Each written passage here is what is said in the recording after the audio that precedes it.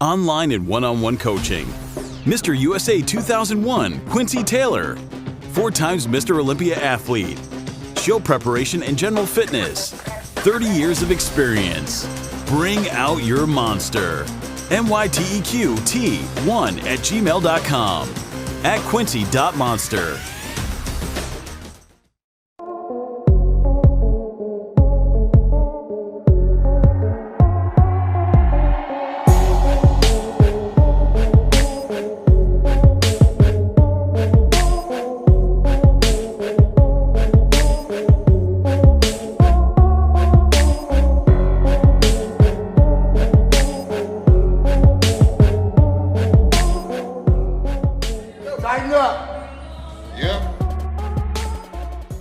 I'm Dave Palumbo, founder of Species Nutrition.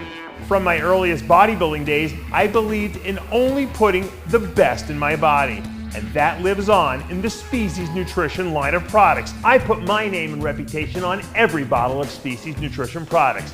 If you want to be your absolute best, join the evolution. Hey guys, we're super excited to be here at the LA Fit Expo. It's our 3rd year in a row. And what we're going to be doing today is we're going to be launching the Tasty Pastry. It's a low-carb Pop-Tart. It's got 3 to 4 grams of net carbs. And we love this show. This is our best place to be in LA.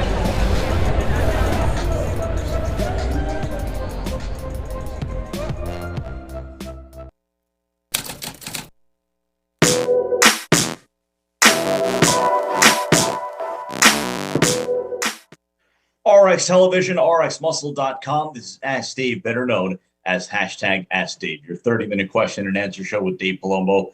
All your questions, diet, training, supplementation, IFBB pros, bodybuilding news, whatever's on your mind, it is all on the table. So we're going to go straight into the questions.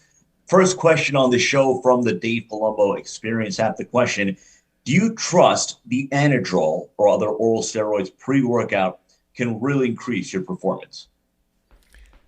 You know, orals definitely hit you faster than injectables, obviously, even the fast-acting injectables like trenbolone, acetate, and stuff like that. However, the negative, I guess, effects of like anadrol or dianabol or halotestin is that it really kills your appetite. So most people take these drugs, you know, off-season to try to put on strength, size gains, which these drugs are capable of doing. But what happens is people invariably can't eat because their appetite gets completely annihilated or blunted. What I found was I can eat, but I had no desire to eat. So it was like every meal became a chore. You know, I could always pour a shake down my throat. That was no big deal. But when you have to eat 8 times a day or more, like I did, and every time you put anything down your throat, you just don't feel really like eating. Aside from the one junk meal you ate a day, like I would eat McDonald's every day, it becomes almost impossible to sustain. So I never really was able to get good gains on anadrol or dianabol. Dianabol wasn't quite as bad, but anadrol specifically. So I just stopped taking it. So, you know, another thing to consider also is when you take something that increases your strength, like anadrol, or we used to use even androxin pills, which were testosterone undecanoate in little capsules. They're really little vitamin E's. They look like capsules. And you'd pop those, and those would hit you really fast. It would bump your testosterone up right away. The problem is it made you really strong, but sometimes it made you too strong, and it kind of left you open to injury. I tell a story a lot where I was not feeling up to par with really squatting that day. I was kind of weak, and I had just started squatting 600 pounds, and I took 2 androls, which was 80 milligrams, which was a lot.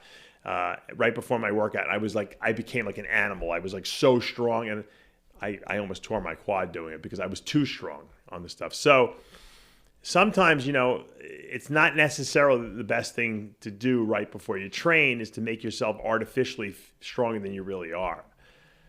Once in a while, it's not a bad idea. Once again, if you're going to run a 4-week cycle of anadrol and you can actually get through it and you can still eat your food, great for you. Same thing with dianabol. I always felt dianabol was better because you can use a lower dosage, like 30 milligrams, still get a strength increase, a really good pump increase, and you can still eat your food. And so I always utilized those early in my career. When I hit the second half of my career, I never took an oral. Everything I took was injectable. And I try to do mostly long-acting injectables, except when I would use trenbolone acetate before a show. But I just felt healthier on that. And at that point, I was in my late 20s, early 30s, and I said, you know what? There's no reason to be, putting all these orals into my body. So to answer your question, maybe, but be careful. Don't tear a muscle. Let's go to our Instagram questions. Again, if you're not already following us there on Instagram, the handle is official_RxMuscle. If you're not already following us or subscribed here on YouTube, hit the subscribe button below, hit the notification bell. You're not going to miss any of our shows, segments, anything that we have upload, lives. Of course, we do the live show for Heavy Muscle Radio on Sunday nights. You'll be the first to get notifications, and of course, on that forum, it's a live interactive experience. We take your questions, feedback live during the course of the show, so it's a lot of fun. But again, we ask if you haven't already done so, subscribe below. If you like what you're watching, hit the like button, comment below, and as always, we appreciate all of your support. I'm not going to try to pronounce the name, but the question is one that, Dave, you've gotten for quite some time now, and I feel like there are a lot of misconceptions out there, so I want you to take the floor, clarify whatever misunderstandings may be out there. The question is, why do you have such animosity towards Big Ramy? Matter of fact, I don't have any animosity towards Big Ramy. If anything, I'm critical sometimes of Big Ramy because I think that he's not utilizing his title to the best that he could be using or that he should. If you're going to be Mr. Olympia and you're going to defend your title and be the reigning Mr. Olympia, you have an onus of responsibility to do what Mr. Olympia does. That means promote bodybuilding, promote the sport, provide information, be available for your fans. Not necessarily, you don't have to talk to every fan, but I'm saying put pictures, updates up there. Today's world is different than in the past. In the past, you would compete in a show, Flex Magazine, Muscular Development, Iron Man, whatever, would shoot pictures of you after the show in photo shoots that were scheduled. Sometimes people got paid, sometimes it was a part of their contract. And then those pictures were used in the magazine throughout the year with articles that were usually about you or, they would be interviews with you or your training philosophies and they would put in the magazine, okay? Nowadays, there's no magazine. So the only way that you actually can have contact with Mr. Olympia or any of the top IFBB pros is through their social media, whether it be YouTube, Instagram, or Facebook, or all three of the above. And Ramy just doesn't do anything with that. I mean, I spoke with Tony Huge. Oh, I just recorded an episode. I don't know if it should be up by the time this show goes live. And I asked him, why isn't Big Ramy working with Enhanced anymore, his company? And he said because Ramy wasn't doing anything. In other words, Ramy was not promoting his supplement line, but he was paying the guy. And he said because he felt that Ramy's, was too distracted by, being a celebrity in the Middle East rather than, the bodybuilding aspect of it. And he was and I even asked him a question point blank. I said, Tony, don't lie to me. I said, have you ever spoken to Ramy on the phone? He said, no. Imagine that. The guy's paying Mr. Olympia a tremendous amount of money and he's never spoken to the guy on the phone. It's almost incredible. And so I don't know what, I just feel like Ramy's not doing his job as an ambassador to bodybuilding. If he doesn't want to compete anymore, if he doesn't really like bodybuilding, he likes the celebrity lifestyle he's enjoying in the Middle East, that's great. I mean, if he's making a great living, I'm so happy for him because that's life after bodybuilding. But I feel like he's not, doing what Mr. Olympia should be doing. And so I like Ramy. I think he's a good guy. He's got a good personality. I wish I was able to talk to him more. But I think people might be misconstruing that I don't like him. All I'm doing is being constructively critical towards him, and I think that's what we always do. If someone has a physique flaw, I'm going to give constructive criticism on what they need to do to improve that. Ramy has a great physique. Everyone knows that. He's the biggest guy out there. His conditioning could have been a little tighter last year, but I think he's got an amazing physique, but he's got to be an ambassador to the sport if you want to be the number one guy, in bodybuilding. And maybe he just doesn't want it anymore. I don't know. But it has nothing to do with, personally, I have no problem. I'd sit down with him and I'd have dinner with him. We'd probably have a great time talking about his fishing boats or whatever else interests him, my snakes or whatever the case may be. But at the end of the day, he's Mr. Olympia. He's got to act like Mr. Olympia. Let's go to Akshay Pandey. We do get this question time and time again as far as how, again, you, once upon a time, a medical student, how are you able to handle, the rigors of medical studies with bodybuilding? And, we do get questions from a lot of younger members of our audience, college students, trying to essentially do the same. Share if you were to share a protocol, for balancing, your bodybuilding career, your burgeoning bodybuilding career, and also, making sure that you're getting your studies done. I mean, what would you generally advise some of your younger clients? Luckily for me, I didn't have to work a job. Some kids go to school and have to work. If I had to do that, I probably could never have done bodybuilding. Okay, but so my job was to go to school. So medical school actually, might have been easier than college in terms of the fact that the courses, there's not as much classwork time as there is in, I think, college. Because in college, I was taking a lot of lab courses. There was really only like 2 labs in med school. But the point is, I would go to school in the morning. Usually I was out by lunch. Sometimes there were some afternoon classes, but not usually too many. And I would go, as soon as the school was over, I would eat something and go right to the gym. And then I would come back. I would usually either stop at the supermarket and get supplies. We would cook food. I rented a house with a bunch of guys, and we would eat. So I always ate all my meals. I would drink shakes in between. I always had a shake before I went to my first class in the morning. Usually I brought a shake with me for if there was a little break, because usually it was 3 hours of classes in the morning. And then we would get a lunch break. We would come back sometimes for labs, or like I said, some afternoon classes. And then as soon as those were out, probably around 3:30 maybe, I would go maybe drink a shake or eat something quickly and go right to the gym. I would do my workout. I would come back, and then I would eat dinner. I'd make dinner, and then I would study the rest of the night. So what I really would do is I'd come back from the gym, I'd eat dinner, I'd go and take a nap. This was my secret. I would lay down for like 45 minutes or so and sleep. And then I would wake up and I would feel completely refreshed. Number one, I was getting a great post-workout little nap in there to recover a little bit. My brain was, and I used no stimulants back then. I didn't even drink a cup of coffee back then. I was completely wide awake. I would sit down literally I would make protein cookies for myself, or I would always have some food source in front of me, because that would keep my brain alert. And I would study for like 3-4 hours. So maybe it was from 7 o'clock to 11 o'clock at night or something like that, or even to midnight if I had to. I would study as long as I had to. My 4 hours of studying, though, after taking that nap, was like the rest of the schools. They would be guys in the library for 8 hours, and I would get better quality of studying done because I had that nap. And as soon as I was done, I was constantly eating the whole time I was there. So I didn't need to eat any more food. I would take a shower sometimes, or just wash up, and I'd go right to sleep. Wake up the next morning and do it again. I was like a machine, and on the weekends you don't have class. So I didn't have class. I would, if I was going to go out socially, if we were to go out to a club or something like that, or, just, if I had a girlfriend, I think the second half of med school, I was going out with her.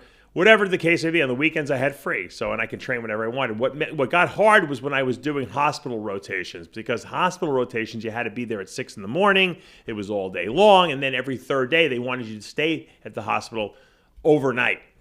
And that's when it was miserable for me. That's around the time that I made it through that one half a year doing that, and I hated it. And then that's when I dropped out and then took off some time. I took a year off, and then I wound up never going back because I started making money in bodybuilding. But that was very hard. It would be very hard for me to have continued in medical school with finishing out the 3rd year and the 4th year with the rotations had I stayed and wanted to still be a bodybuilder. And that's one of the reasons. It wasn't the reason I left school, but I wanted to give bodybuilding a 100% chance, and I didn't want to have any regrets. And I knew that if I waited till I graduated, it would be too late. I would have missed my peak years. And so I took a chance. It was a risk, but I kind of followed my heart, and that's what I did. But during regular college, there's absolutely no reason why you should not be able to work the gym and all your meals in.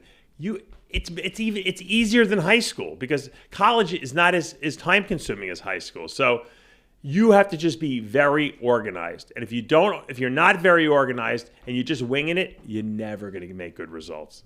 And I know plenty of top bodybuilders that went to college, and this is resonating with them. They probably went through the same thing. You have to just be organized. Have your meals ready. Cook your meals on the weekends for the week if you have to. Have protein shakes available, and make sure you get to the gym. That's all. And get enough sleep. So we have a couple of questions about CLEN. The first question is more of a fairly general one about a good protocol and how long until it kicks in. So what I would say, what I would refer you to is a rant that Dave did about clenbuterol. It's really more of a general guidelines for CLEN usage. That was about a couple of months ago. That is on our channel right now. Put it right up there. We'll put it right in the we'll insert it. There you go. Put it right here. Yeah, exactly. But if you want to Google it, just literally type in RxMuscle clenbuterol. It's the first video that will come up in the video search results. So that's that one. The second one is more about for asthma, clenbuterol's applications for treatment of asthma.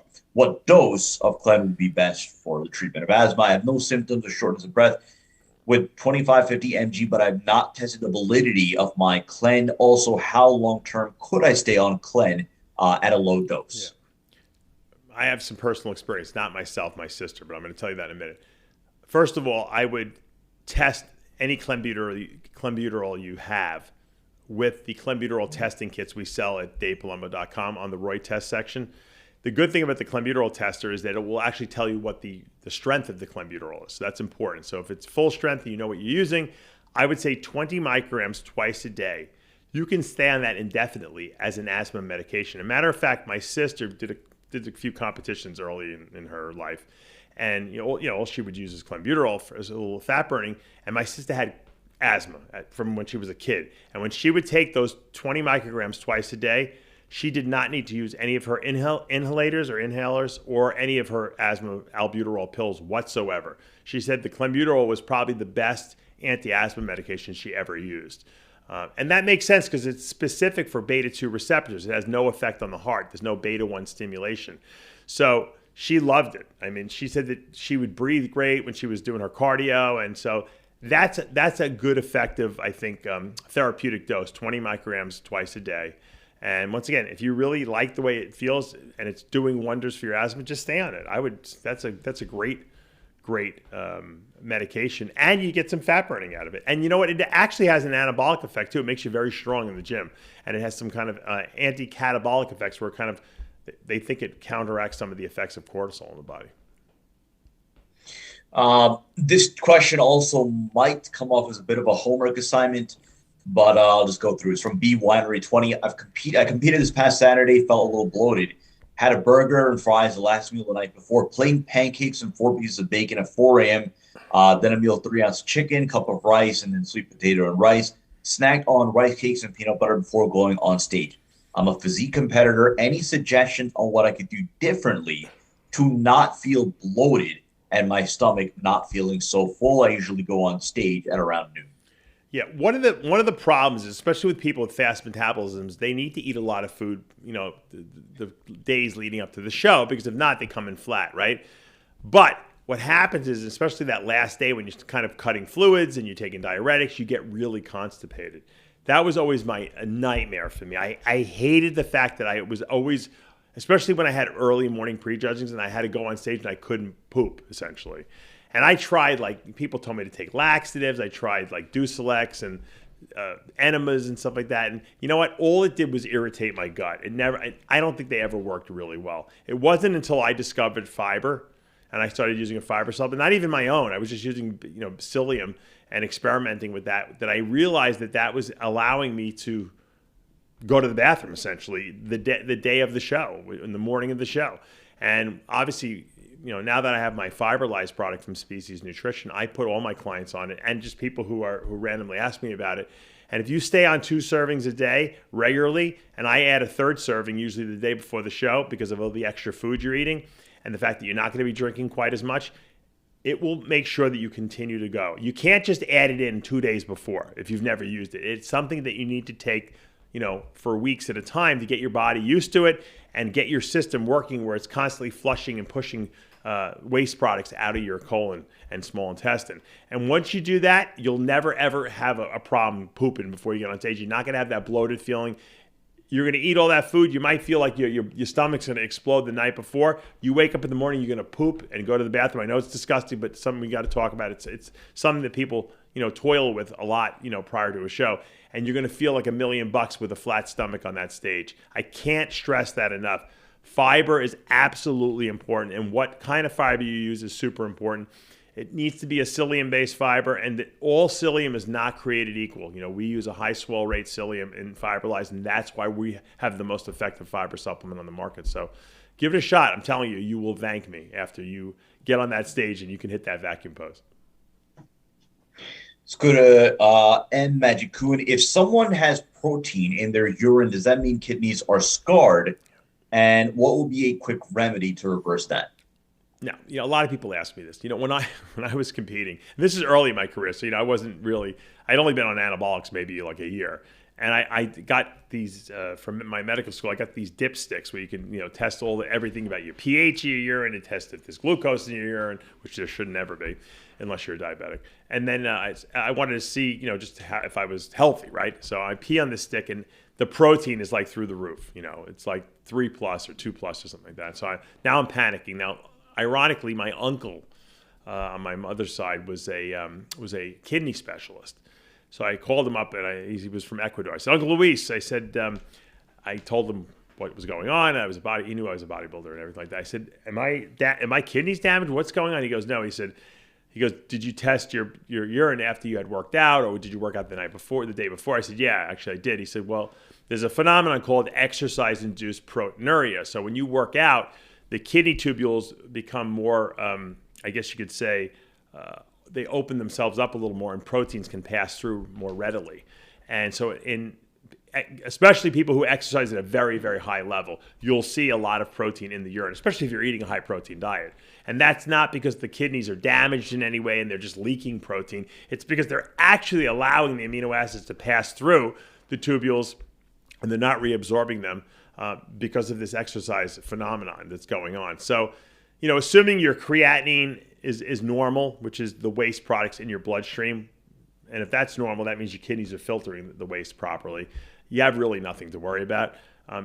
The harder you train and the more muscle you have and the higher protein diet you eat, the more you'll see this phenomenon occur. It's pretty normal for an athlete. Now, if you were not working out at all and you start testing your urine and you're leaking protein, that's a different story. But by and far, if creatinine is normal and you're working out hard, I wouldn't use that as a measure of kidney damage.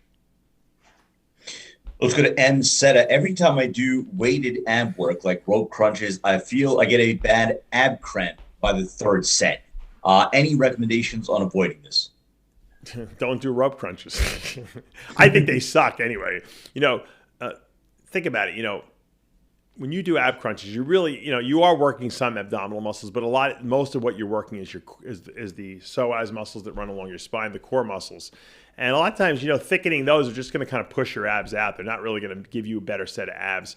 I always like to use body weight, crunches, laying on your back on the floor, just doing, crunches, because the abs don't really, even people think sit-ups work their abs. Sit-ups are working your core muscles because your abs can't lift you off the floor like that. You're using your legs and your hip flexors and everything like that. So a lot of people cheat when they're doing, abdominal exercises. Those rope crunches, I see people doing the whole stack. There's no way your abs are doing that. It's just you're using some abs, but you're using a lot of other muscles as well. So if you're getting a cramp, it's probably because you're straining a muscle in there and the weight might be too heavy. So try crunches on the floor. Try leg lifts 6 inches off the ground. I always found that, body weight type exercises for abs work better. If you're squatting heavy weights and deadlifting heavy weights, think about how much you're bearing down on those abdominal muscles. That's going to build abdominals more than anything, you do. That doesn't mean you shouldn't train your abs directly, because I think you always should train abs directly because you get better abdominal control doing that. But by and far, most of the abdominal development will be gotten indirectly from the heavy lifts you do that require intra-abdominal pressure. Take a couple of more questions. Go to bodybuilding and wrestling. If you're doing your normal 8 to 12 sets for your body part, and he says if on your good days, and so I guess he means, everything is firing accordingly, would you add more like machines or cables to get more out of your day? Will that be better? And on your bad days, just go with your normal routine. Do you recommend, if you feel good, adding some more, machine or cable movements, or just keeping to your routine? I used to train with a good friend of mine, Frank Wilhelm, and And if he might be watching this, he'll probably text me when he sees this. And we would go to the gym where we would train. And there was another guy, Fran Volpe. A lot of guys might know. He was a national level competitor. So we would all train together at this gym called MetroFit. And we would do the workout. And I'm telling you, I would be shot because we would train hard and heavy. We would do bent rows for back and deadlifts and, one arm rows. And when the workout was over, or supposedly over, I couldn't wait to get the heck out of there and go eat, right? Because I was shot, and they did pretty much higher volume than I ever did, later in my career. So maybe we did 16, 17, 18 sets, okay, for back. Frank would run after the workout was over, and he would do like 5 or 6 or 8, sometimes 10 more sets of different little accessory exercises for that body part. And I would go over there. I'm like, what are you doing? He's like, oh, we got to do more. And, a couple of times I got sucked into it because I was a very competitive guy. I'm like, I'm not going to let this guy out-train me. And then I realized when I would do these extra sets with him, I was not even feeling it in the muscle. I was completely exhausted, and I was overtraining my body. And when I overtrained my body, I did not grow. So I stopped. When the workout was over, I was done. Don't do extra stuff. If you feel like you have to do extra stuff, then you didn't train hard enough during your workout. I give guys, routines because they ask me, I want to see routines, sets, and they're like, I finished. I feel like I could do more. I said, well, then you didn't train hard enough and didn't train heavy enough. You should want to go home when this workout's over. Just because it's less sets doesn't mean the intensity should be less. The reason why I don't believe in really long workouts is that no one puts enough intensity into every set of a long workout because they're so worried about, I got 18 more sets, I got 17 more sets, I got 16 more sets. If you only have like 10 or 12 sets, you're going to give 100% to those 10 or 12 sets. And you know what? When you leave that gym, you're not going to want to go back. And you know what? You're going to grow better because you're not overtraining. Take one more from Fit Squad. We do get questions about injections gone wrong, especially as it relates to the glutes. How long does it take for the swelling to go when you injected the wrong part of the glute? Well, and I'll add to that, when that does happen, what would you recommend as far as modalities for recovery or speeding up the healing process? Look, sometimes you take a bad shot, and there's 2 bad shots. One bad shot is you maybe hit a small vessel and cause a little bleeding in there or created inflammation and it's red and sore. That usually goes away on its own after a couple of days. The other bad shot is where you actually somehow maybe the needle wasn't sterile or the skin wasn't sterile and you got an infection, in which case you're going to need to get on antibiotics because you don't want that infection spreading to your bloodstream and you're going to get like a systemic infection. Those are the 2 bad shots. Now, most people have the first one where they just take the shot either in the wrong place or they hit something by accident going in and they got a lot of swelling. You could ice that initially for the first, couple days. Sometimes if you don't inject deep enough into the muscle, you might get like a little pocket of something under the skin, and swelling. You can get that massaged out a little bit, assuming it's not an infection, because if it's an infection, you don't want to massage it all over your body. That could push it into the bloodstream. But assuming it's just a little red or just a little sore or knotted up maybe, it feels like there's like some knots in there, a light massage on that can just help, disperse it a little better. But more than likely, you're better off just leaving it alone and let your body clean it up on its own. Your body's more than capable of doing that. If it gets worse or if it gets itchy or red and hot to the touch and starts spreading a little bit, that's when you want to get on antibiotics. You don't want to wait till it's to the point where they have to open you up and squeeze out all the infected material. Catch it early. You're better off taking antibiotics, before it's really bad, because then it's going to go away a lot faster. So those are my suggestions. Like I said, most people just take a bad shot because for whatever reason they don't inject deep enough. They hit something. I remember hitting a blood vessel. I pulled out the needle and the blood spurted halfway across the room. And even though, I didn't get an infection, it just was sore for 4 or 5 days. And that's just the way it is. I try to keep it clean. I iced it a little bit the first day or 2 just to kind of keep the swelling down, and eventually it just went away on its own. Halfway across the room. Yeah. Hit the wall. People know what I'm talking about. When you take a shot and you nick a little blood vessel and you push that oil in, there's back pressure. and the hole is so small that the blood will spurt out, and it could hit your ceiling, it could hit your, it'll get places you won't even know. You'll find it a week later, you'll be like, holy shit, the thing hit the picture frame over there. I don't even realize that. Because think about it, if you're taking a shot in your butt, it's like behind you, so you don't know where the stuff is spraying, but it's happened. It's happened to all of us, believe me. Even if people deny it, I guarantee it's happened to them. With that, that's going to do it for this episode of Ask Dave. Again, if you haven't already done so, subscribe below, hit the notification bell. If you like what you're watching, hit the like button, comment below. That helps. And as always, we appreciate all of your support. For Dave Palumbo and Tyler Shore, I'm Sadiq Faruqi. We'll see you next time.